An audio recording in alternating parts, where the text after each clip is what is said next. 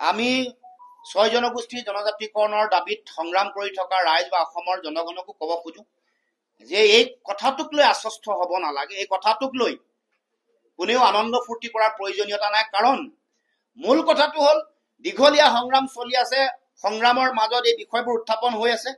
কিন্তু এই গোটেই কথা বতৰাবোৰ তেওঁলোকে মানে 6 জনজাতিকৰণৰ প্ৰক্ৰিয়াটো তেওঁলোকে সম্পূৰ্ণ কৰা নাই, নকৰি কেৱল মাত্ৰ প্ৰতিবেদন দিয়ে এবাৰ দায়িত্ব সামৰিব খুজিছে। গতিকে আমি ক'ব খোজা কথাটো হ'ল যে যদি দিব পাৰে নিৰ্বাচনৰ পূৰ্বে, তেতিয়া এই কথাটোক লৈ শলাগ ল'বলগীয়া কথা আছে। যদি দিব নোৱাৰাটো আমি 100% চিয়ৰ।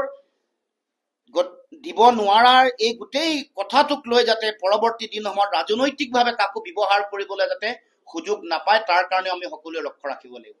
ৰাজনৈতিকভাৱে ব্যৱহাৰ কৰাৰ যিটো ৰণকৌশল আৰম্ভ কৰিছে, ভোট লোৱাৰ যিটো অংক আৰম্ভ কৰিছে, এইটো আমি সকলোৱে 6টা জনগোষ্ঠীৰ জনগণে প্ৰত্যেকেই প্ৰতিগৰাকী নাগৰিক, নেতা, কৰ্মকৰ্তাই নিৰ্মোহভাৱে কথাটো বিশ্লেষণ কৰিব। এইটোৰ টোপ দি তেওঁলোকে যাতে নিৰ্বাচনৰ বৈতৰণি পাৰ হ'ব নোৱাৰে, তাৰ কাৰণে আমি সজাগ সচেতন হৈ থাকিবলৈহে আজি সংবাদ মাধ্যমৰ যোগেদি সকলোকে আহ্বান জনাইছো। 370 নাইকিয়া কৰি দিব পাৰে। যি সময়ত কেন্দ্ৰীয় চৰকাৰে নিশাটোৰ ভিতৰতে বিমুদ্ৰাকৰণ কৰিব পাৰে, কিন্তু অসমৰ 6টা জনগোষ্ঠীৰ জনজাতিকৰণ কৰিবৰ কাৰণে এগৰাকী প্ৰধানমন্ত্ৰীয়ে 3টা কাৰ্যকালৰ কাৰণে প্ৰধানমন্ত্ৰী হ'ল, এগৰাকী অসমত দুবাৰৰ কাৰণে বিজেপি চৰকাৰ হ'ল, 2গৰাকী মুখ্যমন্ত্ৰী। কিন্তু এই গোটেই যিটো 6 জনগোষ্ঠীৰ জনজাতিকৰণৰ যিটো দাবী, এইটো সমাধান কৰিবৰ কাৰণে তেওঁলোকে আজিলৈকে কাম নকৰিলে। আৰু নিৰ্বাচনৰ আগত দিয়া এই কথাটোৱে, এইটো যে নিৰ্বাচনী টোপ হয়, এটা ললিপপ হয়, আৰু নিৰ্বাচনৰ বৈতৰণি পাৰ হোৱাৰ যে এটা কুটকৌশল, সেইটো স্পষ্ট ৰূপত প্ৰমাণ কৰিছে। গতিকে আমি আজি এই কথা দৃঢ়তাৰে দোহাৰিছো যে নিৰ্বাচনৰ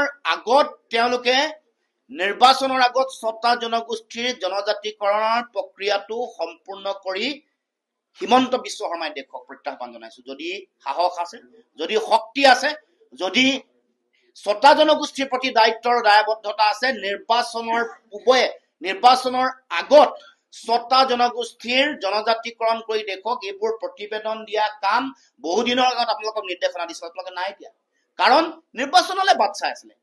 এইটো আমি জানো যে এইটো কামেই আপোনালোকে কৰিব, সেইকাৰণে আমি প্ৰত্যাহ্বান জনাইছো। আৰু অন্যথা যদি দিব নোৱাৰে, তেতিয়াহ'লে নিজে মানে ইয়াৰ পৰা দায়িত্বৰ পৰা অব্যাহতি লওক। যদি দিব নোৱাৰে, আমি চেলেঞ্জ কৰিছো, দিব নোৱাৰে 100%, এইটো এটা পলিটিকেল এটা ললিপপহে মাত্ৰ।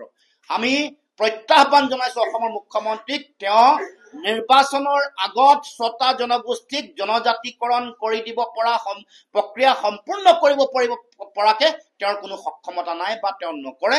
এইটো এটা ৰাজনৈতিক কেৱল মাত্ৰ এটা কাজৰাজিহে। আপুনি বিচৰা বাতৰি পাব কেৱল নিউজ 18 এপত। নিউজ 18 এপ ডাউনলোড কৰিবলৈ স্কেন কৰক এই QR কোড। গুগল প্লে ষ্টৰতো পাব এই নিউজ 18 এপ।